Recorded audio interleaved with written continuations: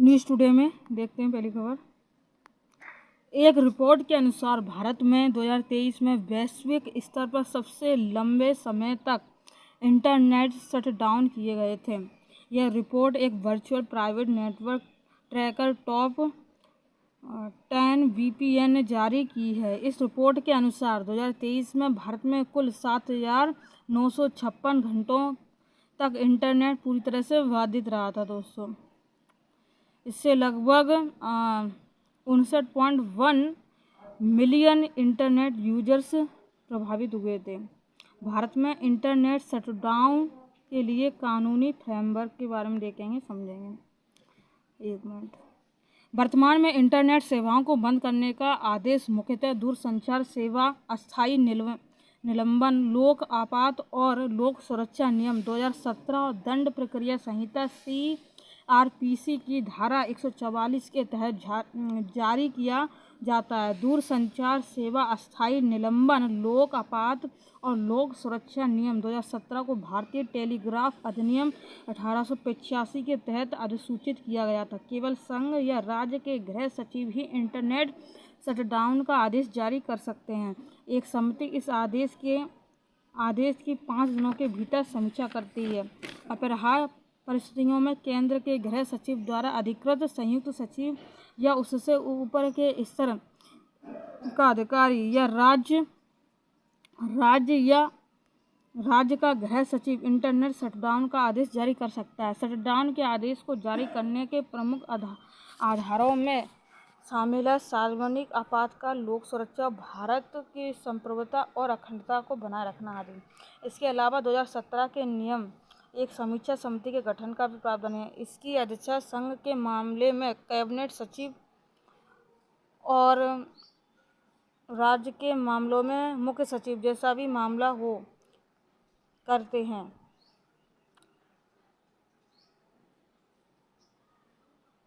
2017 में इन अस्थायी निलंबन नियमों के लागू होने के बावजूद भी गृह सचिव स्तर की बजाय जिला मजिस्ट्रेट स्तर पर CRPC की धारा 144 के तहत इंटरनेट शटडाउन आदेश देना जारी रखा गया। अफ्रीका पर दूसरा भारत संयुक्त राज्य अमेरिका रणनीतिक संवाद वाशिंगटन DC में आयोजित हुआ। इस संवाद का उद्देश्य अफ्रीका में एक साथ काम करने के लिए विचारों को साझा करना और संस्थागत तकनीक एवं द्विपक्षीय तालमेल विकसित करने के तरीकों का पता लगाना था। गौरतलब है कि भारत द्वारा G20 की अध्यक्षता के दौरान अफ्रीकी संघ को G20 की स्थायी सदस्यता प्रदान की गई थी। इस घटनाक्रम के बाद भारत और संयुक्त राज्य अमेरिका के बीच अफ्रीका पर यह ऐसा पहला संवाद था।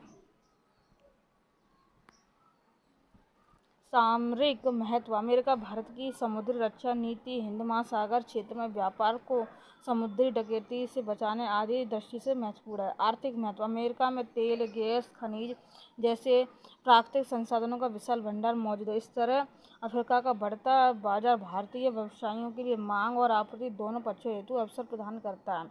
ऊर्जा सुरक्षा की दृष्टि से महत्व। नवीकरणीय ऊर्जा क्षेत्र में सहयोग दोनों पक्षों के सतत विकास संबंधी साझा लक्ष्यों के अनुरूप। इसका उदाहरण अंतर्राष्ट्रीय सौर गठबंधन है।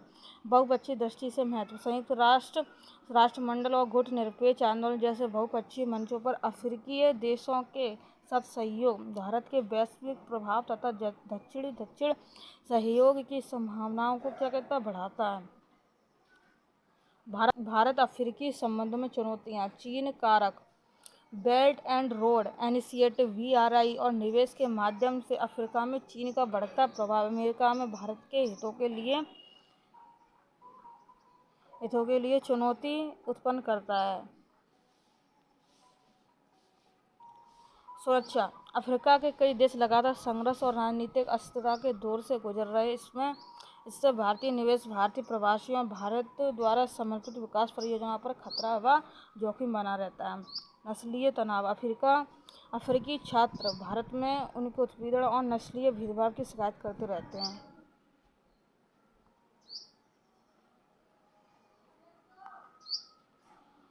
दक्षिण एशियाई क्षेत्रीय सहयोग संगठन SAARC के महासचिव भारत की यात्रा पर आए। इस यात्रा के दौरान सार्क के महासचिव ने दक्षिण एशिया में क्षेत्रीय सहयोग की स्थिति पर चर्चा की। सार्क 2016 से ही निष्क्रिय अवस्था में है। ज्ञातव्य कि 19वां सार्क शिखर सम्मेलन पाकिस्तान में 2016 आयोजित होना था, परंतु सीमा पर आतंकवाद संबंधी चिंताओं के कारण इस सम्मेलन को निरस्त कर दिया। तब से यही संगठन सक्रिय नहीं है। इसके बाद से भारत ने अन्य संगठनों के माध्यम से दक्षिण एशिया में देशों के साथ सहयोग बढ़ाने पर ध्यान केंद्रित किया। इन संगठनों में बहुक्षेत्रीय तकनीक और आर्थिक सहयोग के लिए बंगाल की खाड़ी पहल, बिम्सटेक और बांग्लादेश, भूटान, भारत, नेपाल, BBIN आदि शामिल है। ये सब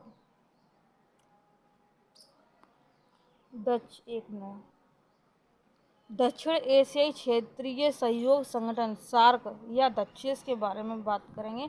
स्थापना इसकी स्थापना कब हुई? 1985 में ढाका में सार्क चार्टर के माध्यम से स्थापित किया गया था। सदस्य देश है भारत, बांग्लादेश, अफगानिस्तान, भूटान, मालदीव, नेपाल, पाकिस्तान, श्रीलंका। और सचिवालय कहाँ पर है? काठमांडू में। और सार्क में सभी स्तरों पर निर्णय सर्वसम्मति के आधार पर लिए जाते।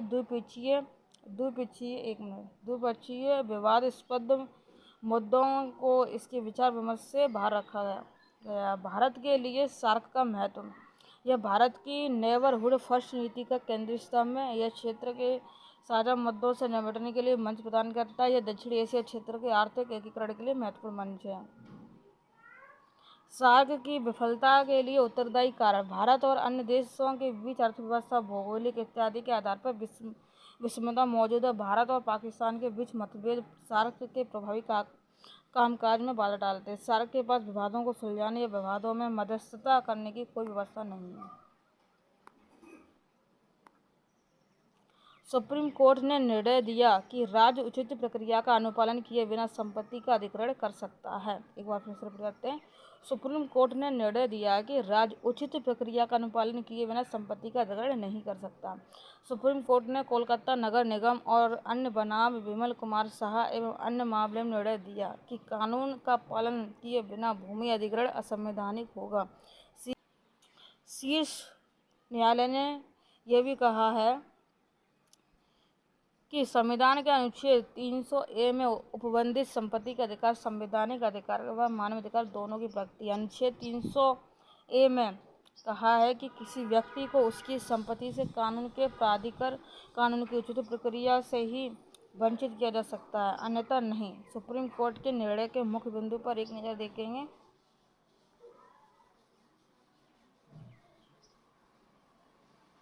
किसी भी व्यक्ति को उसकी अचल संपत्ति से वंचित करने के लिए कानून की उचित प्रक्रिया का पालन करना होगा। संपत्ति के संवैधानिक अधिकार की न्यूनतम सीमा में 7 बुनियादी प्रक्रिया उप अधिकार शामिल हैं। इन्फोग्राफिक देखिए जिनका पालन करना होगा। ये उप अधिकार सभी उप अधिकारी नहीं बल्कि कुछ उदाहरण भर हैं। यदि किसी व्यक्ति को उसके संपत्ति के अधिकार से वंचित करने से पहले उचित प्रक्रिया का पालन नहीं किया जाता, तब संपत्ति का अनिवार्य अधिग्रहण असंवैधानिक होगा। भारत में संपत्ति के अधिकार की स्थिति। भारत के मूल संविधान 1950 में अनुच्छेद 19(1)(f) और 31 के तहत संपत्ति के अधिकार को स्पष्ट रूप से मूल अधिकार के रूप में शामिल किया गया था। पहले संविधान संशोधन 1951 द्वारा संविधान में अनुच्छेद 31(1) जोड़ा गया था। इसके अनुसार राज्य द्वारा संपत्ति के अधिग्रहण के अनुच्छेद 14 और 19 के तहत प्रदत्त मूल अधिकारों के उल्लंघन के आधार पर असंवैधानिक घोषित नहीं किया जा सकता। इसको 44वें संविधान संशोधन 1978 द्वारा अनुच्छेद 19(1)(f) और अनुच्छेद 31 को निरस्त करके संपत्ति के अधिकार का मूल अधिकार से हटा दिया गया। फिर इस संशोधन द्वारा संपत्ति के अधिकार को अनुच्छेद 301 के तहत एक संवैधानिक अधिकार का दर्जा दिया गया। अनुच्छेद 301 के तहत 7 बुनियादी प्रक्रियात्मक उप अधिकार कर्तव्य। तो इसमें क्या क्या है आप देख सकते हैं। पहले हम लोग देख सकेंगे ऊपर से ये वाला निर्णय तक पहुंचने का अधिकार। इधर देखेंगे नोटिस प्राप्त करने का अधिकार, यानी राज्य का कर्तव्य है कि वह व्यक्ति को सूचित करे कि वह उसकी संपत्ति का अधिग्रहण करना चाहता है। सुनवाई का अधिकार, राज्य यह कर्तव्य है राज्य का कि वह अधिग्रहण कर व्यक्ति की आपत्तियों को सुने। अब इधर देख लेते हैं। राज्य का यह कर्तव्य है कि वह अधिग्रहण की प्रक्रिया को दक्षतापूर्वक और निर्धारित समय तक सीमा तक संचालित करना सुनिश्चित करें। इधर देखते हैं मुआवजा या प्रतिपूर्ति प्राप्त करने का अधिकार। और इधर देख लेते हैं तार्किक निर्णय का अधिकार, यानी राज्य का यह कर्तव्य है कि वह संपत्ति अधिग्रहण करने के अपने निर्णय के बारे में व्यक्ति को सूचित करें। राज्य का यह कर्तव्य है कि वह सुनिश्चित करे कि केवल सार्वजनिक उद्देश्यों ही संपत्ति का अधिग्रहण किया जा रहा है।